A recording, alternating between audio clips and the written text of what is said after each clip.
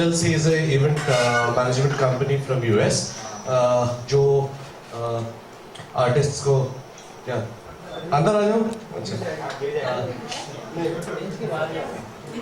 It's an event management company based out of New Jersey, USA, and we started a year back, and we essentially promote comedy and other concerts. And I would like to request Ritu to tell more like how we reached to Johnny Bhai and how we are taking Johnny Bhai this year. Thank you, Mr. Singh. Hello everyone. सबसे पहले मैं आप सबका शुक्रिया अदा करना चाहूँगी। आप लोग आज की शाम में हम लोगों के साथ हैं। Thank you so much Johnny ji for your time. Thank you so much Jamie for your time. आज मुझे बहुत ही गर्व महसूस हो रहा है आप लोगों के सामने अनाउंसमेंट करने में कि we are organizing Johnny Lever live show in North America in 2016, April and May of 2016, and we are looking forward to lots and lots of locations. We are trying to go around lots of cities in United States and also in Canada. हमारा उद्देश्य यही है कि हम Indian diaspora जो है जो कि यूनाइटेड स्टेट्स और कनाडा में रहती है जिनको कॉमेडी में इतना उनके पास इतना एक्सपोजर नहीं मिल पाया है सो हम चाहते हैं हमारा उद्देश्य ये रहा है R2LLC का जो एम है वो ये है to bring smiles and happiness in people's life और उसी के लिए आगे चलते हमने ये सोचा कि लेट्स डिज़ाइन मेरी creative team I think there is a problem. There's a feedback here. It's okay. Sorry. So my creative team, they have done a lot of research and they found all dynamic artists, and that's how we reached Johnny Lever जी. इनके लिए कोई introduction मुझे देने की ज़रूरत नहीं है. He is the बादशाह, शहंशाह and the king of comedy. And the beautiful and versatile Jamie Lever, she is such a bright and shining star. So we are really blessed to work together, and we look forward to a very successful tour.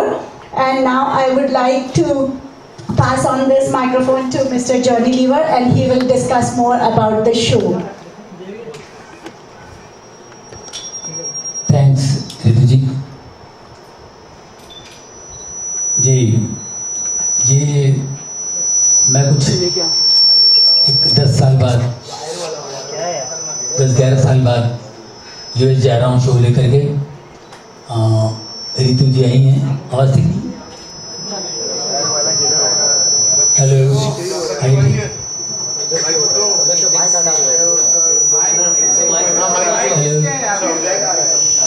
Speaker को घुमा दो उधर उधर नहीं ठीक है ये side ये side So sorry for the disturbance. हाँ जी फिर भी आ रहा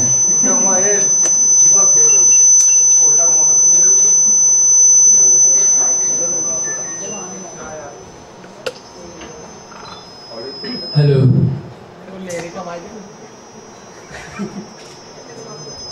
हेलो दिनेश दिनेश जी ये हाँ जो रहा है मैं 1983 में पहली बार अमेरिका गया हुआ था कल्याण जी आनंद जी भाई के साथ अमिताभ बच्चन जी के साथ वर्ल्ड टूर किया था। उसके बाद 92 में हम लोग हमारे फिल्म इंडस्ट्री के लिए शो था तब गए थे।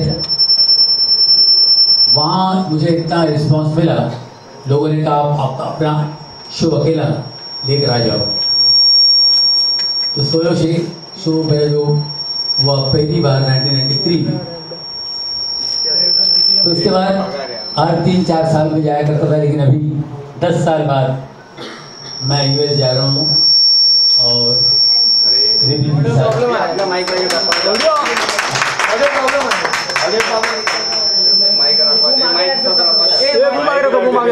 बूम पुढे ठेवा सगळे एक मिनिट वो मारत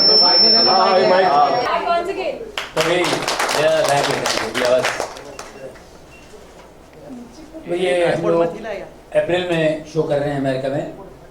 मैं रस्तोगी सुने दादा सेन दादा और हमारे ऋतु जी का बहुत धन्यवाद करता हूँ।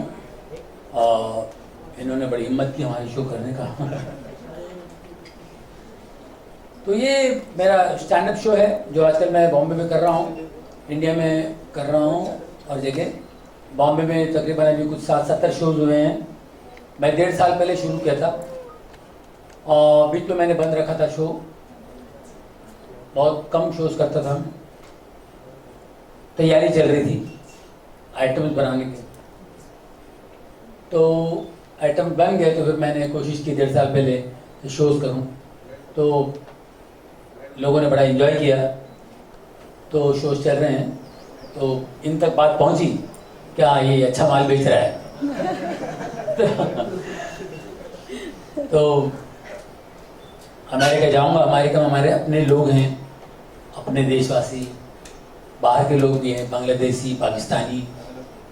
वो लोग भी शो देखने आते हैं और वो लोग बहुत खुश होते हैं, बहुत एंजॉय करते हैं। मैंने जब भी शो किया लोगों ने बड़ा एंजॉय किया, तो इस बार भी उम्मीद करता हूँ। हम लोग 3 आर्टिस्ट हैं। मेरे साथ गौरव शर्मा है, वो कंपेयर करता है और एक 10 मिनट का आइटम करता है। उसके बाद मैं करता हूँ, मेरी बेटी करती है और 2.5 घंटे का शो होता है। और बस हम तीनों होते हैं, स्टैंड अप कॉमेडी होती है। अभी आपको जाएं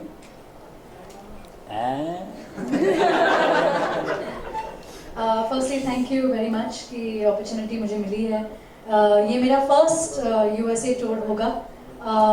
अभी हम लोग ऑस्ट्रेलिया टूर करके आए और बहुत अच्छा रिस्पांस आया एंड इस टूर को लेकर भी हम लोग बहुत ज़्यादा पॉजिटिव हैं।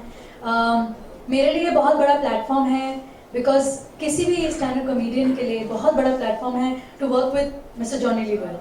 ये अलग बात है कि वो मेरे फादर, मैं उसके लिए उनसे काफ़ी ज़्यादा प्राउड फील करती हूँ। लेकिन also in the industry stand up comedy में जिसने सबसे ज़्यादा नाम कमाया है या एक अपना लेवल क्रिएट किया है वो है मेरे father mister Johnny Lever. So it's I feel really proud कि मैं इस शो में परफॉर्म कर रही हूँ। और ये प्लेटफॉर्म जो है, ये स्टेज जो है, ये अलग है। आप लोगों ने मुझे कॉमेडी सर्कस में देखा है और कपिल जी की फिल्म जॉय है, किस किस को प्यार करूं, उसमें भी आप लोगों ने काफ़ी मुझे पसंद किया है। सो थैंक यू फॉर दैट। पर ये जो स्टेज है दिस इज़ डिफरेंट। यहाँ जो हम करेंगे वो एकदम न्यू मटेरियल होगा, डिफरेंट होगा, जो आप लोगों ने कहीं देखा नहीं होगा, सुना नहीं होगा। So we are very positive and I am very excited for this tour. So thank you. हम लोग जो स्टैंड अप करते हैं ये बिल्कुल टेलीविज़न शो से बिल्कुल हटके हैं। बीच में लाफ्टर शोज वगैरह आते थे, उसी टाइप का उसमें स्टैंड अप होता है। और ये स्टैंड अप शो जो यूट्यूब पे मेरे कुछ आइटम्स आप देखते होंगे, ये बिल्कुल डिफरेंट शो होता है। एक घंटे तक आज लोगों को पकड़ के रखना ही हूँ, तो उसके लिए बहुत ताकत होती है, बहुत स्ट्रेंथ चाहिए होती है, वैरायटी और ऐसी ऐसी बातें करके आप लोगों को रोके रखना। आज देखिए सेंस ऑफ ह्यूमर लोगों का इतना बढ़ गया है और मोबाइल्स पे आप देखते हैं ऐसे ऐसे मैसेज आते हैं, जोक्स आते हैं। तो आज सबका पढ़ते सब लोग जोक सुनाते थे एक दूसरे को, और कॉमेडी जो है सेंस ऑफ ह्यूमर लोगों का बढ़ गया है। तो हम लोगों को उस लेवल पे जाना होता है, उसके आगे जाना होता है। मैं आज से 3 साल पहले जब ये लंदन में पढ़ाई कर रही थी, वहाँ से पढ़ाई कर रही थी, तो अचानक इनको लगा, मेरी बेटी को, कुछ कॉमेडी का भूत सवार हो गया अचानक ऑल ऑफ सडन। मेरी वाइफ से फ़ोन करके बोली कि मम्मी मैं स्टैंड अप कॉमेडी करना चाहती हूँ। लंदन में कोई शो देखने गई होगी, अचानक झटका आ गया, तो कॉमेडी स्टैंड अप कॉमेडी करूँगी। स्टैंड अप कॉमेडी बहुत डिफिकल्ट आर्ट है, बहुत डिफिकल्ट। मैं इसलिए बोल रहा हूँ कि दिलीप साहब, हम लोग जब 92 में गए थे इंडस्ट्री के लिए, जो शो था हमारे सिंटा के लिए, तो अमिताभ जी, दिलीप साहब, बहुत सारे सभी सब पूरी इंडस्ट्री वहाँ थी, शाहरुख खान वगैरह सारे थे। तो वहाँ दिलीप साहब 2 दिन से मेरे पीछे पड़े हुए थे, ये तुम कैसे कर लेते हो, तुम इसकी प्रैक्टिस करते हो, ये आइटम्स तुम कैसे बनाते हो, कैसे करते हो, ये तुम्हें याद कैसे, इसकी तुम रिहर्सल वगैरह तुम करते हो, क्या करते हो। देखो, जिनको हम इंस्टीट्यूशन कहते हैं, महाविद्यालय कहते हैं दिलीप कुमार साहब को, वो मेरे परफॉर्मेंस पे इतने खुश हुए और वो हैरान होते थे कि तुम ऐसे कैसे कर लेते हो।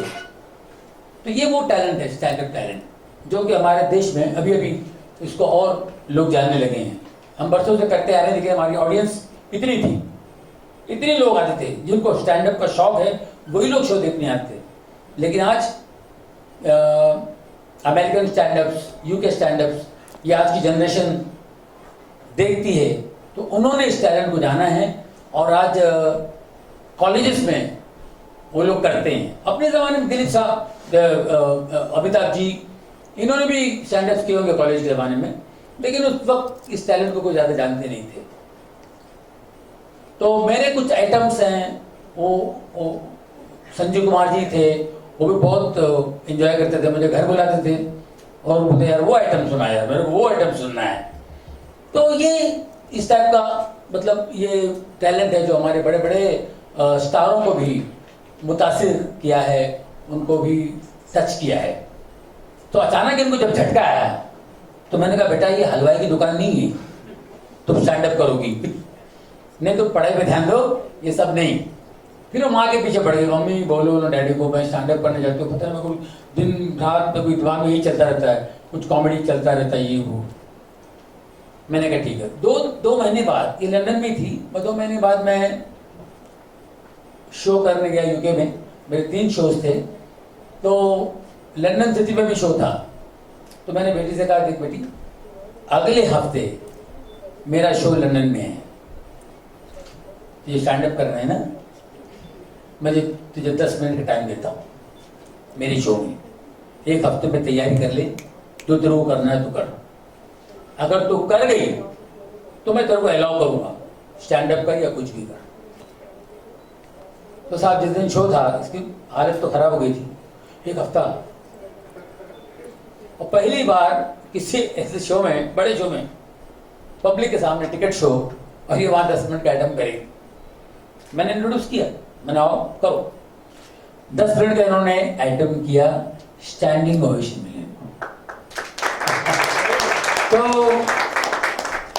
तो मैंने कहा बेटा अब तो कर सकती है, तो अपना तो जो करना है कर ले। फिर उसके बाद खुद आकर के कॉमेडी सर्कस के लिए ऑडिशन दी, उनको बताया नहीं कि ये कौन है, ऑडिशन दी, क्या हुआ बताइए।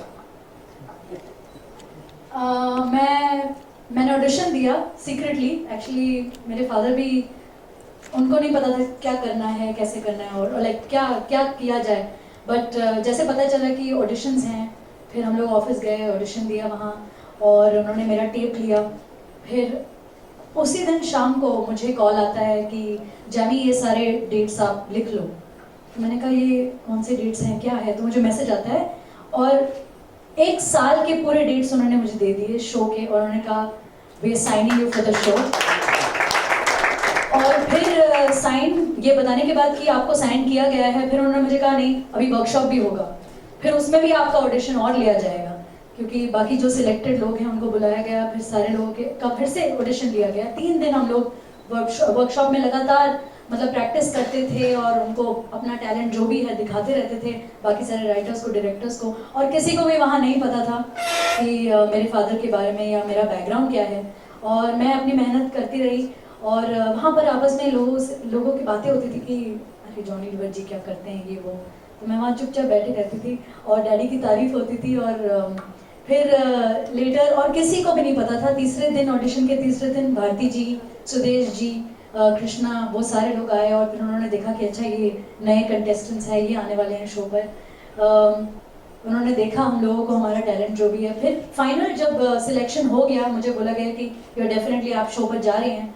सबको एक रूम में बुलाया गया, बोर्ड रूम में, ऐसे ही कि शो कल से शूटिंग हमारी शुरू हो रही है, सारे कास्ट मेंबर्स थे और फिर उन्होंने बोला कि जैमी तुम क्या मतलब क्या है तुम्हारा, क्या करती हो, कहाँ रहती हो? मैंने कहा मुंबई में रहती हूँ। तुम्हारे फादर क्या करते हैं, क्या है ये, क्या है तुम्हारा बैकग्राउंड?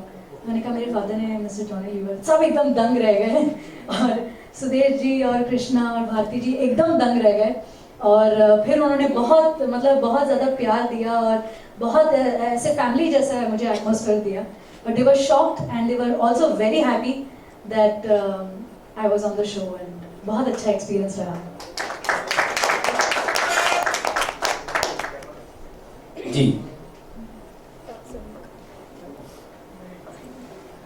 हाँ वेल होना ही है जामी, बचपन से लेके आज तक हमें कॉमेडी घोट के पिलाई है जॉनी लीवर सर ने, सो ऑब्वियसली आप टैलेंटेड हो ही and all the best for that. Now the floor is open for the questions and we will start with Ritu ji, so you can ask questions to Ritu जी।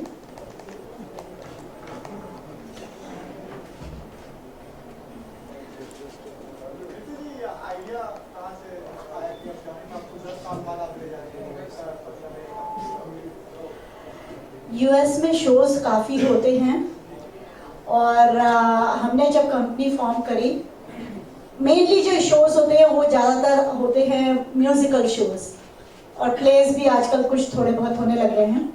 हमने जब company form करी, हमारी company का जो मोटो रहा है वो ये है कि laughter is the best medicine.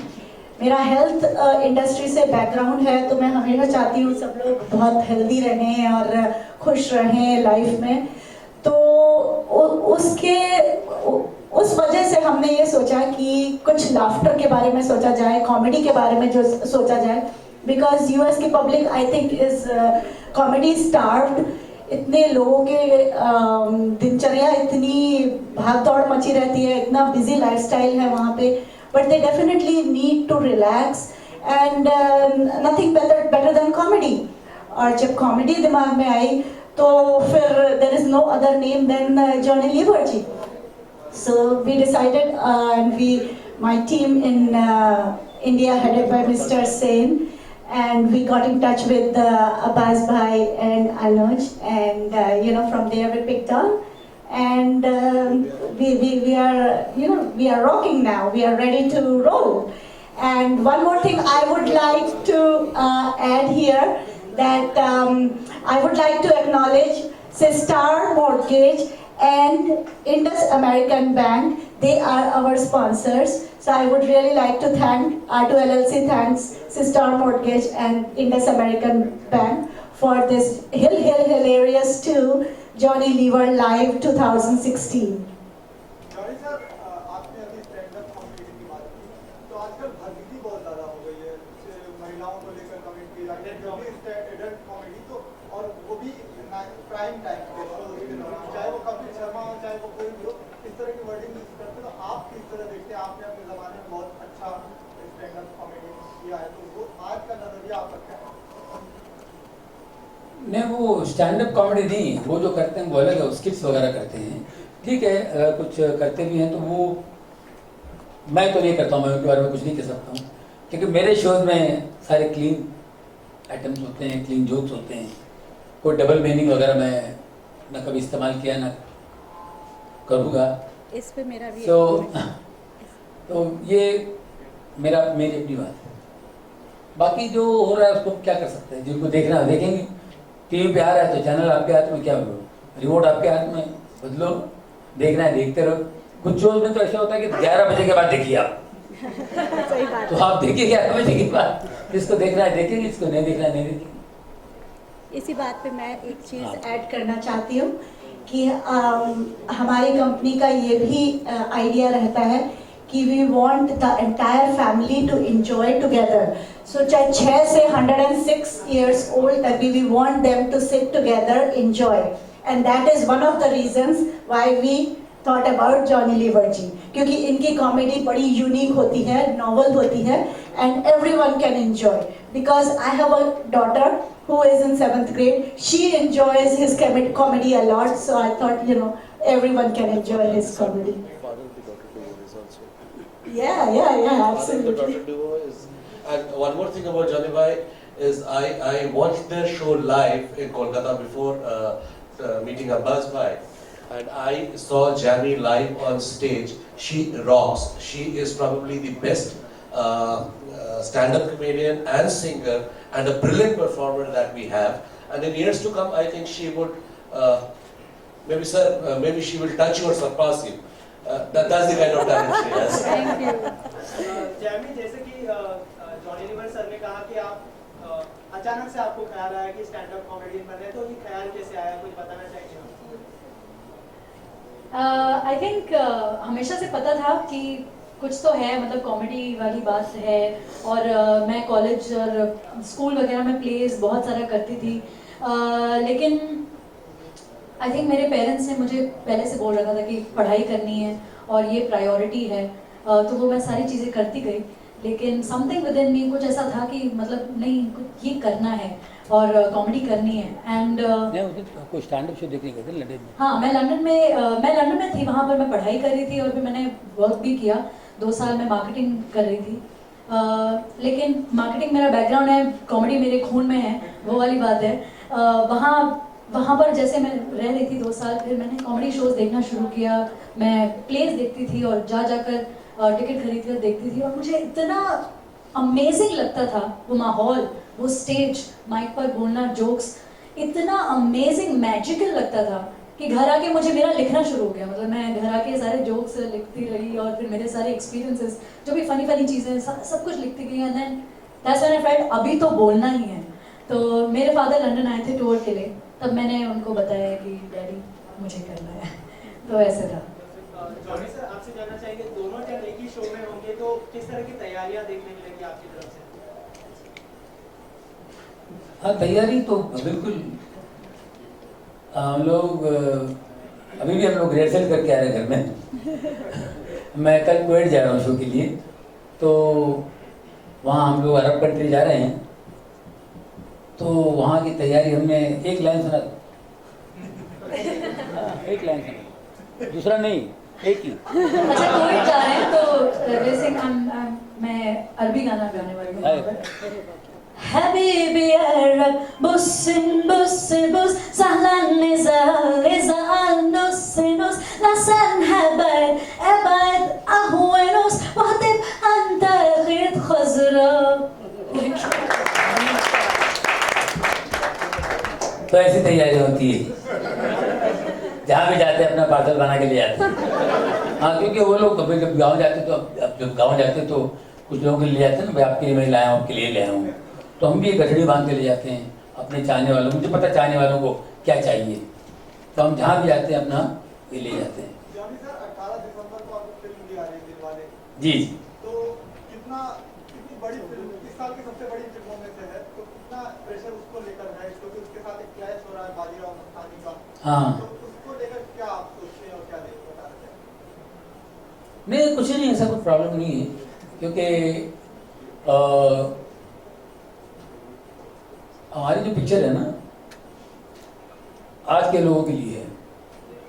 अभी की जनरेशन है, उनको जो मसाला चाहिए उससे भरा हुआ बिल्कुल फिल्म है, मसाले से भरपूर फिल्म है, तो उसका प्रॉब्लम नहीं है। बाकी बाजीराव मस्तानी बहुत बड़ी फिल्म है, बहुत बढ़िया डायरेक्टर है, बहुत अच्छी फिल्म बनी है। और मेरे ख्याल में थोड़ा डेट चेंज होना चाहिए था, लेकिन दोनों एक साथ रिलीज कर रहे हैं, तो भी ऑडियंस के ऊपर है। हमारी फिल्म तो शाहरुख खान की फिल्म इतनी गर्म है, सब लोग वेट कर रहे हैं, दिल वाले काजोल को और शाहरुख को देखने के लिए बेचैन हैं, तो उसको, और फिर संजय जी की ऑडियंस भी है। सर, तो आपको लगता है कुछ ईगो क्लैश हो रहा है दोनों के बीच, इसलिए एक डेट को? कोई क्लैश नहीं, 125 करोड़ लोग हमारे लोग 2 बार भी देखने में कुछ नहीं, एंटरटेनमेंट पिक्चर अच्छी हो तो फिर खर्च करने को तैयार हो जाते हैं, कोई प्रॉब्लम नहीं हमारे यहाँ। अच्छी पिक्चर हो तो 2 बार देखते हैं, तो दोनों देख लेंगे, ये भी देख लेंगे, वो भी देख लेंगे, मुझे नहीं लगता कोई प्रॉब्लम। सर, आजकल एक मुद्दा बहुत जोरों पे चल रहा है, इंटॉलरेंस का, आप देख रहे हैं टीवी पे, तो आपका क्या टेक है इस आमिर खान का स्टेटमेंट आया था इंटॉलरेंस को लेकर, उनकी वाइफ चाहती थी कि वो देश छोड़कर कहीं और जाए और कहीं और बसे? नहीं, अभी जी ने बोल दिया है आप प्राउड फील कीजिए कि आप इंडियन हैं। मैं और मेरी बीवी ऐसा कुछ नहीं है, हमने कभी सोचा ही नहीं। हमने अभी बोला है, लेटेस्ट न्यूज़ है। खत्म कर दो कहानी। लेकिन सर कहीं ना कहीं इस मुद्दे से जो हमारा देश है वो दो हिस्सों में बटा है, कुछ उनके खिलाफ हैं जो आमिर ने बोला है, कुछ उनके साथ हैं, तो बहुत ज्यादा इफेक्ट पड़ रहा है देश पे, क्या कहना चाहिए? देखिए ये किरण ने सोचा है कि हमारे यहाँ कुछ इनसिक्योरिटी है। सोच तो कोई भी सकता है, उन्होंने बोला तो नहीं। आमिर खान ने तो कुछ नहीं बोला। जब आमिर खान ने कुछ नहीं बोला तो मैं क्यों कुछ बोलूं यार। और आमिर खान बहुत बड़ा आदमी है, बहुत ग्रेट आदमी है, और ग्रेट आर्टिस्ट, ग्रेट आदमी, और हमारे देश का एक बहुत ही इम्पोर्टेंट पर्सन है। वो VIP है, बहुत इज्जत कमाई है और अच्छी अच्छी फिल्में बनाई उन्होंने। मैं एक बार लंदन में पिकाडेली में ऐसे घूमने जा रहा था, लगान लगी हुई थी और सब अंग्रेज लोग फिल्म देख के बाहर निकल गए। 90% अंग्रेज लोग बाहर निकल गए। तो इतना बड़ा आदमी है, वो आदमी के बारे में कोई सोचना नहीं चाहिए। मुझे तो नहीं लगता है वो इतना बेहतरीन हिंदुस्तानी है, वो अपने देश पे फख्र करता है। वो आदमी ने कुछ नहीं कहा, उस चीज़ को क्यों खामा हम लोग उस पर डिस्कस नहीं करना चाहिए।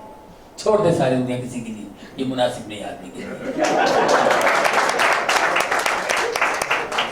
जैसे आपके साथ नाम के साथ लीवर जुड़ा हुआ है और 125 करोड़ लोग जानते हैं आपको लीवर का नाम, क्या कभी हिंदुस्तान लीवर की तरफ से कोई रिस्पॉन्स आता है? आपके बच्चों के साथ भी लीवर नाम जुड़ रहा है तो क्या रिस्पॉन्स आएगा? वो साबुन भेजते हैं, फेयर एंड लवली भेजते हैं, लगा ले बेटा थोड़ा फेयर हो जाएगा, और पैसे भी आधा ले लेते, ज़्यादा नहीं। कोई कुछ नहीं है, बस लीवर ऐसे ही लगा हुआ है, कंपनी का कोई मतलब नहीं है। मैं तो नौकरी करता था वहाँ पे, 6 साल नौकरी की वहाँ पे, और छोड़ दी। मेरे पिताजी 30 साल काम किए वहाँ, तो उन्हीं की सर्विस पे मैं लगा हुआ था। मैं वहाँ मजदूरी करता था और सबकी नकलें करता था, काम पे जाता नहीं था, बहुत एब्सेंट करता था, तो काम से निकल गया। तो वहाँ ऐसे मैं नकल कर रहा था किसी फंक्शन में हमारी कंपनी के अंदर, फैक्ट्री के अंदर। तो मैंने हमारे जो फेमस वर्क अपने ऑफिसर्स थे, जैसे personal officer, security officer, shift manager और हमारे जो मेन मैनेजर, जिनको सब जानते थे, मैं उनकी नकल की। मैंने कहा मैं नकल करूँगा, आप लोग बताइए, नाम बताइए कौन है। मैं नाम नहीं बताऊँगा, नकल करूँगा तो आप समझ जाइएगा। तो जिन की मैं नकल करूँ तो वो सामने से बोले फलाना है, फलाना नाम लेकर। तो एक हमारे सुरेश भोसले करके थे, वो यूनियन लीडर थे, वो स्टेज पे आ गया, माइक लिए, बोले तो आज लिव्हरची, संपूर्ण लिव्हरची करून टाकलीस, आजपासून तुझं नाव लिव्हर, जॉनी लिव्हर। तो तब से मेरा नाम जॉनी लिव्हर हो गया।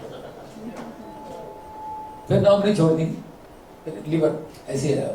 कोई वहां से कुछ मुझे वो मिलता नहीं है, बात क्या आप कभी दावा ठोकने की सोच रहे हैं कि ऐसे आप फ्री ऑफ कॉस्ट नहीं।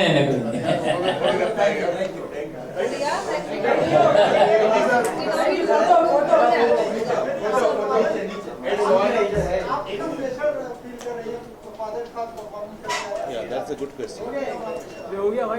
See, actually for any किसी भी स्टार किड के लिए बहुत ही डिफिकल्ट होता है, लेकिन आई थिंक अच्छी बात ये है कि मेरे फादर खुद इतने स्ट्रिक्ट हैं और उनका जो परफेक्शन का लेवल है वो इतना हाई है कि मेरे घर में ही काफ़ी ज़्यादा तैयारी हो जाती है। इससे पहले कि बाहर वाले कोई बोले कि ये काम ज़्यादा है, he will already tell me कि पूरी तैयारी करो। जैसे उन्होंने बताया कि आज भी हम तैयारी कर आ रहे हैं, प्रैक्टिस कर आ रहे हैं, तो रोज़ प्रैक्टिस होता है या फिर मुझे बोला जाता है कि इस पे काम करो, उस पे काम करो, तो हमारी तैयारी बहुत है। सो प्रेशर डेफिनेटली बहुत ज़्यादा है, बिकॉज इतना मेरे नाम से लीवर ही जुड़ जाना है, बहुत रिस्पॉन्सिबिलिटी वाली बात है। इनफैक्ट मुझे तो लीवर लगाना भी नहीं था, मैंने जैमी जे से शुरुआत की, लेकिन लोग मुझे जैमी लीवर बुलाने लगे, तो मेरे लिए बहुत बड़ी रिस्पॉन्सिबिलिटी है। लेकिन I think we are working really hard on it, I have worked really hard on it, और रिजल्ट मिल रहा है बिकॉज लोगों का प्यार मिल रहा है. So I am happy and मैं और बहुत ज़्यादा कोशिश कर रही हूँ, बहुत मेहनत कर रही हूँ. I am not going to give up and I know I am going to win everybody's hearts. Thank you. जी जोनी भाई दोस्त भी है मेरे, बहुत पहले से साथ है, सब बिल्कुल सुख सब निकाले तो हमारे सामने पैदा हुई है. लेकिन कॉमेडी सर्कस में जो आपने किया वो बताया कि अलग है ना. तो जेमी लीवर को जेमी के साथ उसका असली सरनेम होना चाहिए ना. जी बिल्कुल. मैंने बोला था कि मुझे मेरा नाम लीवर पता नहीं क्यों घुसड़ देते हैं. मैं नाम है Jamie J, Jamie and John draw. समझे कि नहीं? मेरे पासपोर्ट पे मेरा ही नाम है, रियल नेम है. तो पासपोर्ट देख सब तुम्हारा नाम है. तो जॉन का जॉनी हो गया, जॉनी बुलाते थे, और लीवर वहां से लग गया, मेरा हो. तो मैं हो गया, इनको क्यों लीवर लगी? तो मेरे बेटे ने एक पिक्चर में काम किया, कभी खुशी कभी गम में, मेरे बेटे का रोल किया, और वहां नाम मैं खुद परेशान हूँ, जस्सी लीवर. 10 साल पहले, 10-12 साल हो गए जस्सी लीवर. तो अब क्या है कि जॉनी लीवर का बेटा है तो लीवर डाल दो, तो वो हो गया है. वो भी क्या करे, इसको मैं रोक नहीं पा रहा हूँ. गुर्दा आता है. मतलब जैसा आपने कहा कि कॉमेडी आपके खून में है, म्यूजिक कहाँ से आया? आप सुना, आप तमाम सारे एक्चुअली मेरे फादर बहुत म्यूजिक के बहुत शौकीन हैं. तो बचपन से वो इतने वर्ल्ड म्यूजिक सुनते आ रहे हैं. मतलब अगर शो के लिए अमेरिका चले जाते तो अमेरिकन म्यूजिक ले आते, फिर अगर कहीं और चले जाते अफ्रीका तो अफ्रीकन म्यूजिक ले आते. तो हमारे कबर्ड में मतलब ऐसे टेप्स और सीडीज भरे पड़े थे. तो बचपन से I used to listen to all this and see all this videos. मतलब बचपन से मैंने माइकल जैक्सन के सारे वीडियोस देखे हैं, और शकीरा, बियॉन्से, अशर, या दुनिया भर के स्टार्स, उनके सारे वीडियोस देखते आ रही हूँ. एंड देन समहाउ उनकी जो पसंद थी लाइक सिंगिंग और वो सब सुनते सुनते समहाउ वो मेरे अंदर भी डेवलप हुआ. और जब आई थिंक मैं 8 साल की थी तो मेरे डैड ने, जब 8 साल की थी तो ये गज़ल सुन के उनको अच्छा लगा कि ये गज़ल मैं गाऊंगी. तो वो गज़ल जगजीत सिंह साहब, चित्रा सिंह जी गज़ल से, और एक लाइन सुना.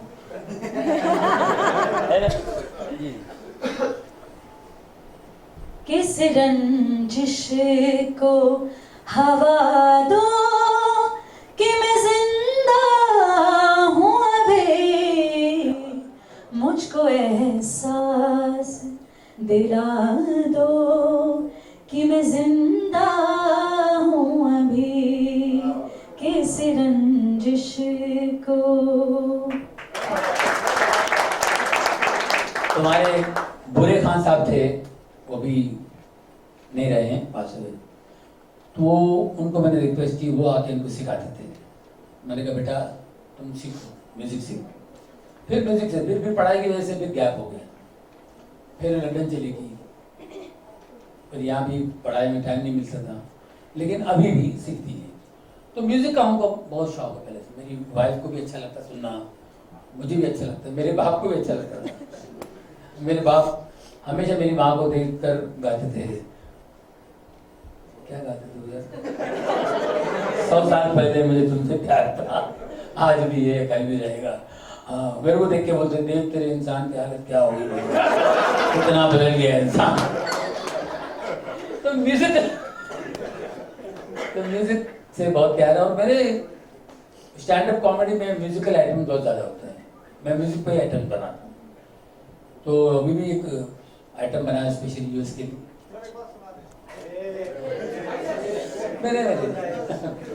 मेरा धंधा खराब है. नहीं, मेरा म्यूजिकल आइटम है, वो तो म्यूजिक के साथ ही होता है. तो कॉमेडी है पूरा, टोटल सिचुएशन बनाना पड़ेगा. तो सिचुएशन बना के पूरा 25 मिनट का आइटम होता है. जी सर. आप सबके फेवरेट हैं, बहुत सारे आर्टिस्ट. जी जी. आपका कौन कॉमेडियन फेवरेट रहा है? मेरे महमूद साहब और किशोर कुमार जी दोनों बहुत फेवरेट है. जॉनी वाकर साहब भी, जगदीप साहब भी हैं, लेकिन महमूद साहब और किशोर कुमार जी, इनकी फिल्में ज़्यादा देखा करता था, और उनके गानों पे मैं डांस किया करता था. जब मैं 10 साल का था, 10-11 साल की उम्र में किशोर साहब के गानों पर डांस करता था, और महमूद साहब के गानों पर डांस करता था. आपने एक बार दिनेश हिंगू का भी नाम लिया था। वो 17 साल जब मैं मिमिक्री शुरू किया तो मिमिक्री जो है उनको देखा पहली बार मैंने। जब मैं कुछ 12-13 साल का हुआ तो उनको सुना था तो यार मैं फिर मैं प्रैक्टिस की यार आवाज़ कैसे निकालता हूँ, प्रकाश जी की आवाज़, अशोक कुमार की आवाज़ कैसे निकालते हैं, मैं भी कोशिश करूँगा। तो वो मेरी इंस्पिरेशन है, उनको उनसे मैं इंस्पायर हुआ था। जेमी आप बताइए पापा के अलावा आपका फेवरेट कौन है? मैंने एज अ चाइल्ड उमर शरीफ जी के प्लेस बहुत सारे देखे हैं, तो वो मुझे बहुत आई वॉज वेरी इम्प्रेस्ड उनके प्लेस देखकर। एंड ऑब्वियसली मेरे फादर के का वर्क मैंने देखा हुआ है, and Mehmood ji also yes. और बाकी के जो अब्रॉड के कमेडियंस हैं मैंने उनका काम भी बहुत देखा है, जैसे माइकल मैकिंटायर हैं, ली एवंस, ये सारे उनका स्टाइल भी बहुत सिमिलर है with my father style, and bill Cosby, तो वो मुझे काफ़ी इंस्पायर करते थे। फीमेल कॉमिक्स को भी मैंने बहुत देखा